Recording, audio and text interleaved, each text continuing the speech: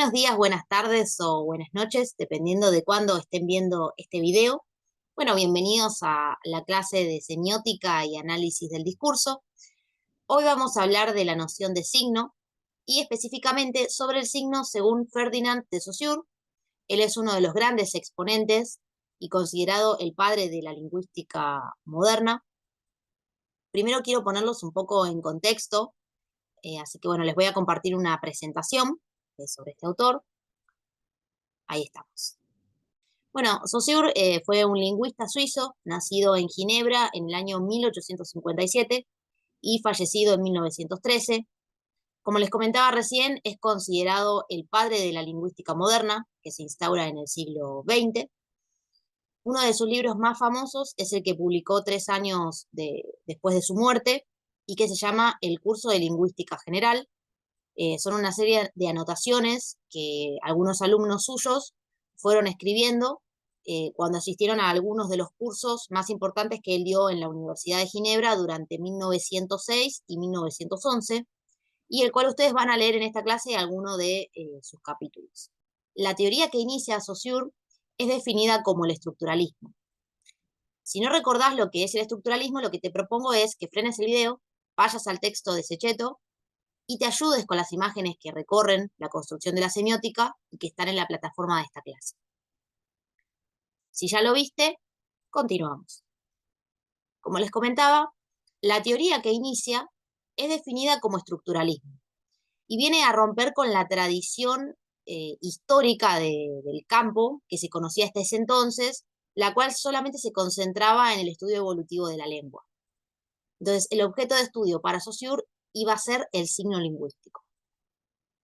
Saussure nos va a decir que la lingüística en realidad forma parte de una ciencia más general que estudia la vida de los signos en el seno de la vida social. Y es lo que él va a denominar como la semiología. ¿Sí? Aquí en la presentación, bueno, vemos el origen etimológico de la palabra semiología. Saussure lo que hace es darle a la lengua un estatuto de ciencia. ¿Sí? Una de las primeras preocupaciones que tuvo este autor era poder diferenciar entre lengua y lenguaje, ¿no? El poder delimitar el campo de estudio. Entonces, el lenguaje, él va a decir que es una capacidad humana, un vínculo social para expresar pensamientos, ideas y sentimientos a través de signos. Tiene un componente social, que es la lengua, y un componente individual, que es el habla.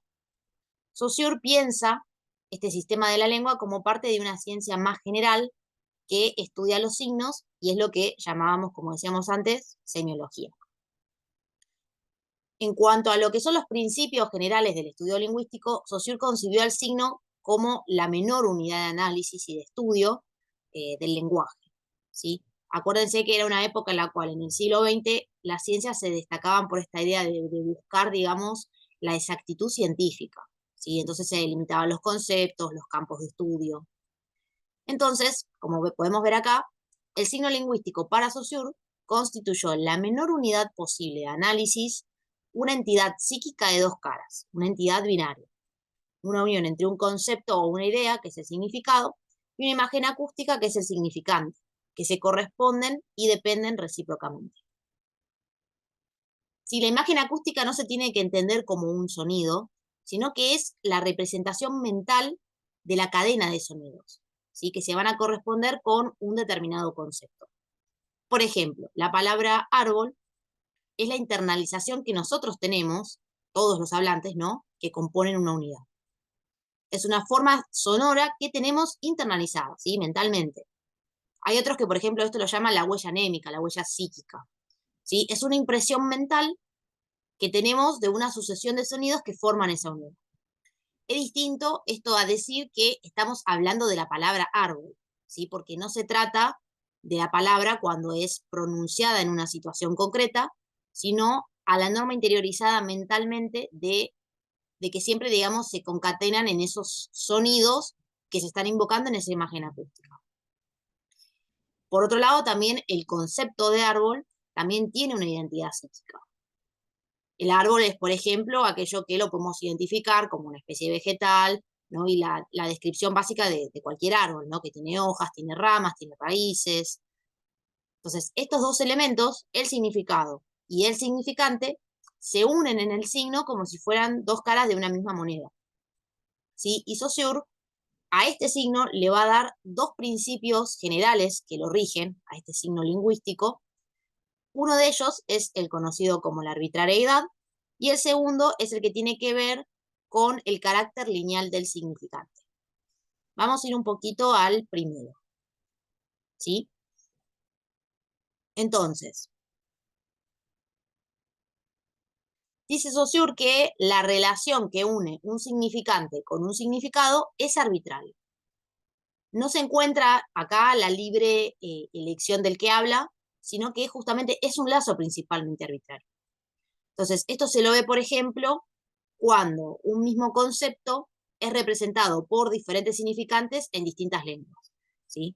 Por ejemplo, caballo, ¿sí? En español se lo dice de una forma, en inglés se lo dice de otra, en italiano se lo dice de otra forma, y así con cada lenguaje, así con cada idioma, ¿no? Pero cada uno de ellos sabemos que lo que está representando, y a lo que nos estamos refiriendo cuando decimos caballo, es un animal de cuatro patas, ¿sí? Y con las características que sabemos que significa un caballo. Y el segundo principio del signo lingüístico de Saussure es el carácter lineal del significante, que tiene relación con la naturaleza auditiva del signo que se desenvuelve en el tiempo. Es decir, es una extensión en una sola dimensión. Es como una línea, una linealidad. Por eso habla de justamente el carácter como algo lineal. Con esto quiero decir que los significantes, esta imagen acústica, solo se pueden representar en una línea de tiempo. Los elementos que lo componen, que se suceden uno tras otro, forman una cadena. Entonces, esto se va a acentuar mucho, por ejemplo, en la escritura. Si la sucesión del tiempo es reemplazada por la línea espacial de estos signos gráficos. Entonces, por ejemplo, imaginemos que si esta cadena se rompiera, ¿sí? O decidimos, por ejemplo, cambiar el orden de esos componentes, vamos a alterar definitivamente el signo en todo su conjunto. Vamos a alterar, en primer lugar, su significante y como consecuencia también el significado en su conjunto. Bueno, y esto nos da dos características más que tiene el signo lingüístico que son conocidas como la inmutabilidad y la mutabilidad. ¿Sí? La primera característica del signo es esta inmutabilidad, donde la elección del significante no es libre, sino que va a ser algo que en realidad es impuesto. Por eso se refiere a algo que es inmutable, que no cambia. ¿Sí? Entonces, bajo esta característica, es verdad que una persona no puede cambiar la elección impuesta por ese signo, pero tampoco puede hacerlo en masa. Si la masa se encuentra atada a la lengua, tal cual es.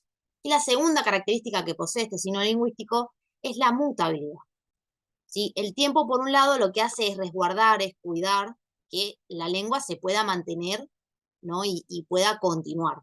Pero al mismo tiempo genera como una especie de efecto contradictorio en relación con esta mutabilidad que les comento. Y es que a través del uso del habla, que se da dentro de una masa parlante, de un grupo, ¿sí? Los signos lingüísticos se van modificando. Entonces, a raíz de esa modificación es que podemos hablar de que al mismo tiempo el signo es inmutable, pero que también es mutable. ¿Sí? Lo que se modifica o se altera en el tiempo es el significado en relación al significante. Vamos a verlo con un ejemplo. Imagínense que nos encontramos con un amigo y este amigo trae unas zapatillas nuevas y le decimos, altas llantas te compraste, ¿no? Nuestro amigo, cuando nosotros pensamos eso, ¿qué va a decir? Ah, me estás diciendo que me compré estas zapatillas, que estas zapatillas están buenas. ¿Sí? Y seguramente a cada uno de ustedes, cuando les dije altas llantas, lo primero que pensaron es en esas zapatillas nuevas que se compraron. Nadie pensó que trae puestas ruedas de auto en los pies, por ejemplo, ¿no? Entonces, estamos usando este significante llantas para el significado zapatillas, ¿sí? Ese es un acuerdo que se produjo en algún momento, ¿sí? Es un acuerdo social dentro de un grupo, en este caso de la masa hablante de la sociedad, para que suceda esta alteración dentro del signo y sepamos que cuando estamos hablando de altas llantas, estamos hablando de las zapatillas. Vamos a otro ejemplo. En el caso de ratón. En un primer momento la palabra ratón era referida a el animal. ¿Sí? Cuando nosotros decíamos ratón sabíamos que nos estábamos refiriendo a un animal de cuatro patas, que es un roedor, que tiene un color, una característica particular y determinada a lo que hace, digamos, ese animal. Con el tiempo, por ejemplo, y el avance de las nuevas tecnologías, empezó a aparecer el ratón o mouse, que es la misma palabra, digamos, en inglés, para referirnos al objeto que utilizamos cuando estamos en la computadora. Es el cursor, es el que nos va llevando, ¿no?, en cada espacio de nuestra computadora, ese mouse. Y mismo también esa palabra a veces es usada, por ejemplo, en los ámbitos, ¿no?, entre amigos, entre conocidos, ¿no?, para referirse a esta idea de alguien que es tacaño, ¿no? Cuando uno dice, sos un ratón, o fulano es un ratón, se refiere a esta cuestión de que es tacaño, ¿no?, que no quiere soltar el dinero, que busca las opciones más baratas, quizás, ¿no? Entonces, fíjense cómo fue mutando a medida que fue pasando el tiempo, ¿no? Pasó de ser simplemente para referirse a un animal a otras dos cuestiones totalmente diferentes. Pensémoslo también con el ejemplo de vaquero, ¿sí? El vaquero lo podemos pensar desde el punto de vista de vaquero como un pantalón, ¿sí?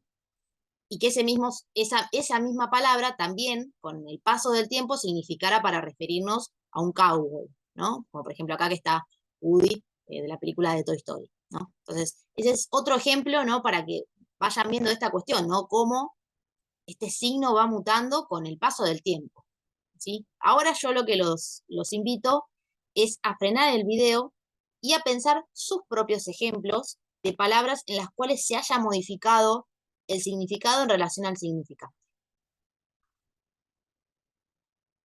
Si ya lo notaste, continuamos. El signo es mutable e inmutable, como les comentaba antes, pero tiene una característica muy particular para lograrlo.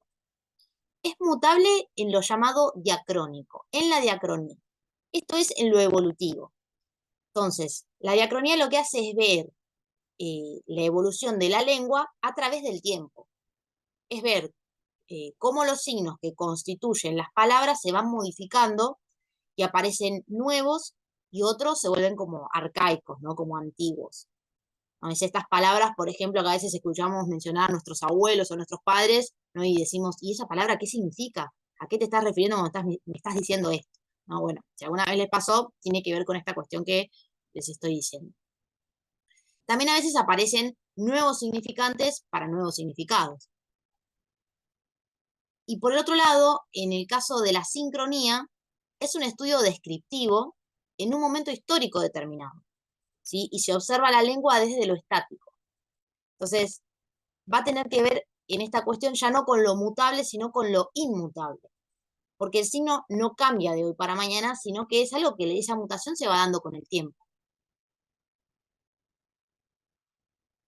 Bueno, y para ir cerrando y continuar pensando estas características del signo, los invito a ver los dos videos que compartí en la plataforma. Uno de ellos es de los Lelutiers y el otro es un informe del medio Filonews que habla acerca de lo que tiene que ver con el lenguaje inclusivo. Los invito a mirarlos, analizarlos y pensarlos desde esta perspectiva del signo que propone este autor Saussure, que estuvimos viendo, y los invito también a compartir ese pequeño análisis que ustedes puedan hacer en el Padlet que está subido en la plataforma. Así lo vamos compartiendo y vamos también construyendo y analizándolo entre todos. Así que bueno, esto es todo por esta clase. Que tengan una muy linda semana y nos vemos en el próximo encuentro.